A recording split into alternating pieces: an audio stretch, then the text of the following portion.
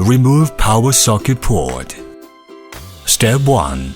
Turn on the electric soldering iron device switch. Adjust the temperature to 300 to 350 degrees Celsius, depending on the performance of different equipment. Step 2. Pick up the tin wire in your left hand. Pick up the electric soldering iron in your right hand. Heat the tin wire with the tip of the soldering iron and fill the pins on both sides of the power connector pin. Step 3. Use a soldering iron tip to gently slide the left and right sides of the power connector pin to heat and pull the tin. Care should be taken to avoid the iron tip staying on the power connector pin for a long time.